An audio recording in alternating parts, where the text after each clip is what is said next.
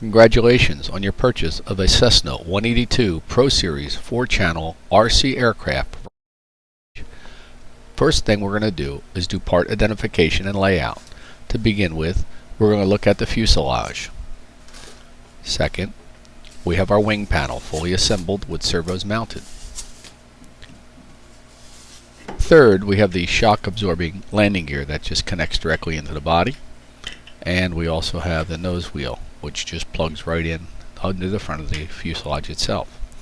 We have a spare propeller. We have the vertical stabilizer, and we're going to show you how to install that. We also included 2 extra quick links for the elevator and rudder, and the 2 nylon bolts to hold your wing on. And the glue, but I don't think I'd recommend using that glue. I would use a 2-part epoxy, which I will show you. Horizontal stabilizer. And what I want to show you here, this is kind of important. With the horizontal stabilizer, I want to make sure that you flex the elevator portion. So grab it right by the control horn, move it back and forth to free it up a little bit, flip it over, grab the other side, move it back and forth. This will ensure a smooth movement when the servo goes to operate the control horn. The next step will be making a small incision on the tail of the aircraft, right where the horizontal stabilizer will be inserted. Take your X-Acto knife and make a gentle little cut. Then what you're going to do is, after it's cut, gently lift it up just a little bit to make sure it moves smoothly, because you're going to insert the horizontal stabilizer right in that slot. So let's go through this process.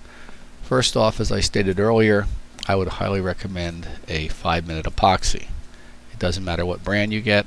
You can get it from your local hardware store or local hobby shop. But 5-minute epoxy, there's a process involved. You have to put equal parts of both the catalyst and the hardener. The next important procedure is you really want to make sure you mix it thoroughly. You should be mixing for at least 20 to 30 seconds of constant rotation and mixing. Once you've mixed it for 20 or 30 seconds, the epoxy is ready to be used. Now, follow these steps. It'll make it very easy for you. You really don't need that much epoxy, and what you're going to do is coat the inside of the slot for the horizontal stabilizer. You're going to put epoxy on the bottom, and you're going to put epoxy on the top area. So we'll just do that nice and easy. Lift it up, back and forth. The next procedure will be to put a little bit of the epoxy on the horizontal stabilizer itself. You don't want to put too much on, or it'll seep all over the place and make a mess. So just take a little bit and put it dead center on the horizontal stabilizer on both sides. And there's a little trick here I want you to pay attention to. Sometimes we get so focused on a process we forget the direction things need to be connected.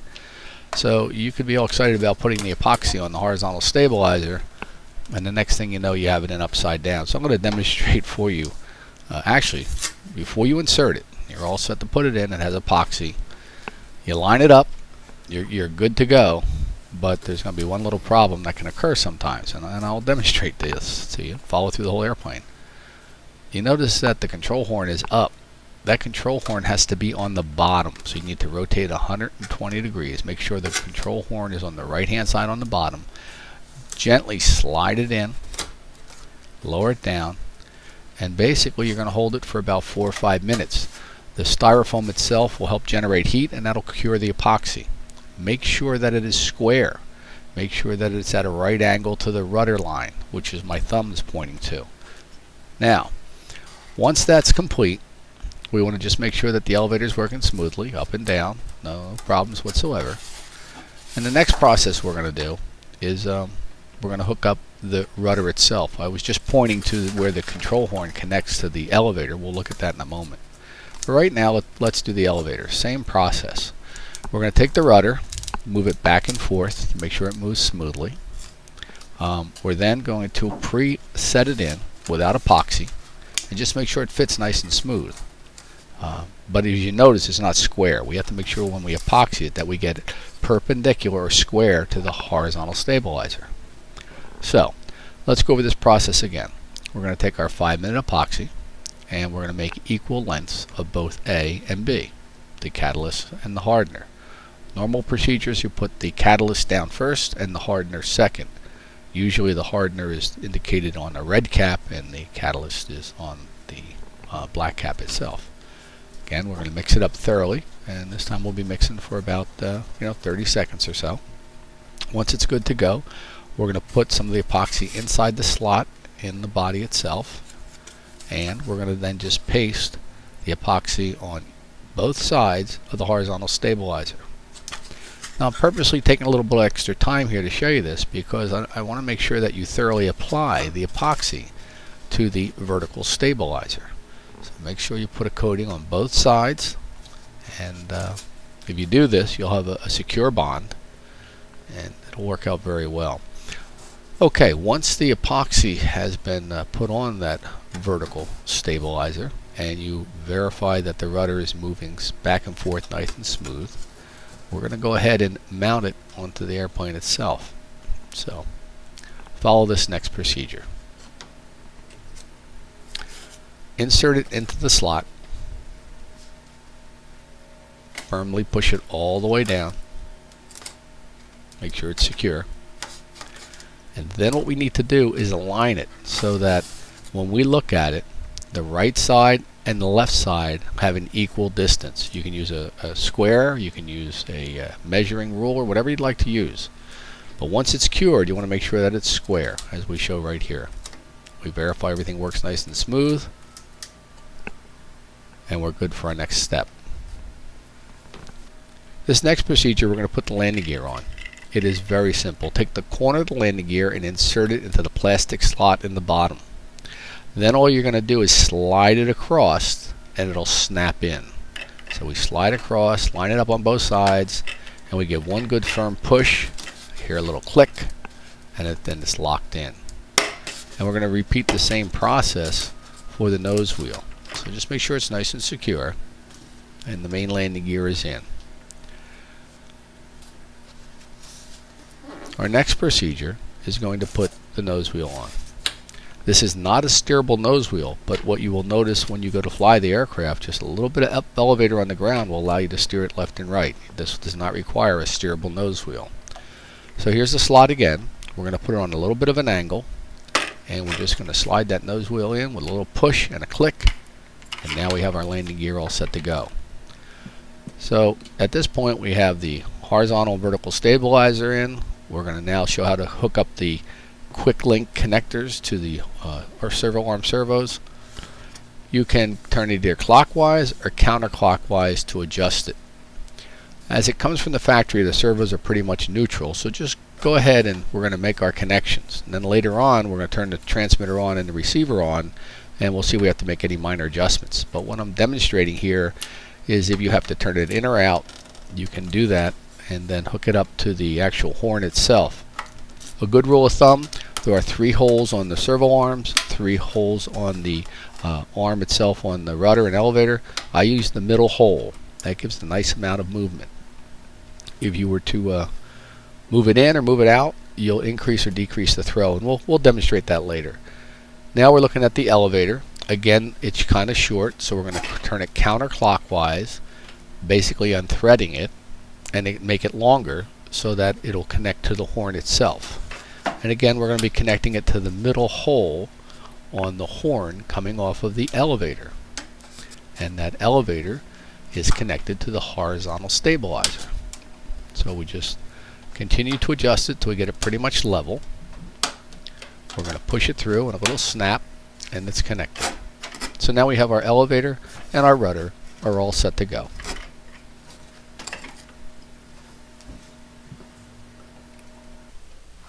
In this step, we're going to be taking a look at the inside of the aircraft.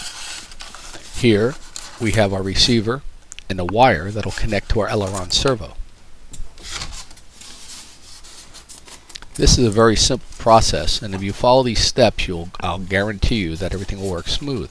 First off, we want to make sure that the connectors are firmly pushed together. And we want to also verify that they're connected properly from the factory, and that when you connect it properly. So let's look at these connectors. You'll notice that the white goes to the white on either side. So when the connectors are joined together, white to white and black to black. and that should be the same on both aileron servos. They are connecting into a Y connector that's going to connect into your receiver. Our next process will be to take the Y connector lead, which is, I'll demonstrate here in just a second. We're going to take this connector and follow the same process. We're going to connect it to the aileron lead that's going to go into the receiver, and we're going to verify it's white to white and black to black. Basically, the assembly is pretty much complete. At this point, what we're going to do is now set the wing into the wing saddle. We're going to push it forward, push down firmly on the back, and it fits a very tight, very snug fit. So once we push it in, we're then going to take the nylon screws and we're going to bring them all the way down so it fits nice and tight. Again, a side note, make sure that on either side of the wing that there's no wires sticking out of the bottom. Make sure all wires are inside the fuselage when you're screwing down the wing bolts. So it's the same process. Again, don't over tighten them. Bring them down so they're nice and snug. Never put too much torque on them. Never over tighten them. And basically your airplane is complete at this point. This next procedure is very important. My hand is pointing to the left stick, and that's the throttle. That's also the rudder control for left and right. Elevators on the right, ailerons are back and forth. I'm pointing to the trim tabs. They all need to be centered, and we have an adjustable antenna that can rotate 180 degrees either direction. So let's go through this process. First, always turn the transmitter on. Second, verify that that throttle is all the way down. We don't want that engine to start prematurely. Now we're going to open up the bay that's going to house the battery itself. So we open up the plastic door and we're going to connect our DIN connector.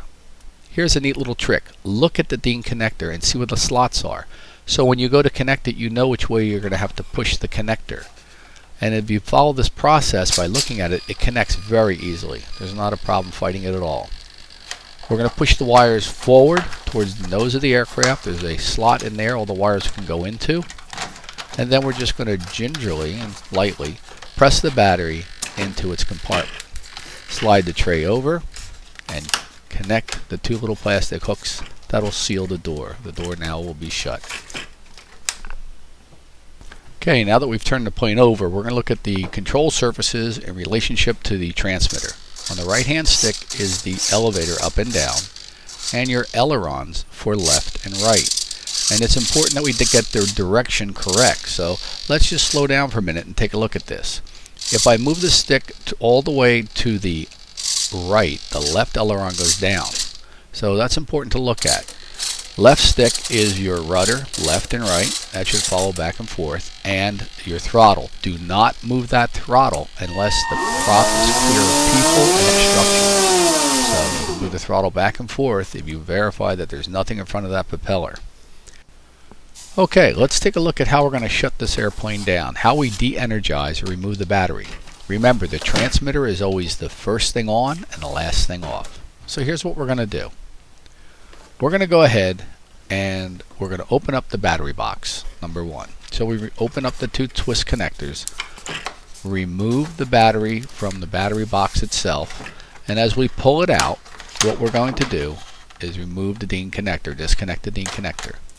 Set your battery down, then shut your transmitter off. Again, transmitter first thing on, last thing off. Turn the plane over, and now we're ready to charge that battery if we need to. What I'd like to do is focus a little bit on those control surfaces we talked about earlier. I told you there were 3 horns. I told you to connect it to the center horn. On this elevator, if you move it up, you get less throw. If you move it down, you get more throw. Let's look at the aileron servo itself. With the aileron servo, there's also 2 to 3 holes. On an aileron servo, if you move it up, you'll get more throw. If you move it down, you get less throw. So like I said, it's very good to have all the connectors on the middle horns, both on the servo arm and also on the horn itself on the ailerons, which is in the center connector. This will give you a nice mild throw and the airplane will fly very smooth. So this is something I highly recommend. Congratulations, you have completed the assembly and the alignment of your Cessna 182 Pro Series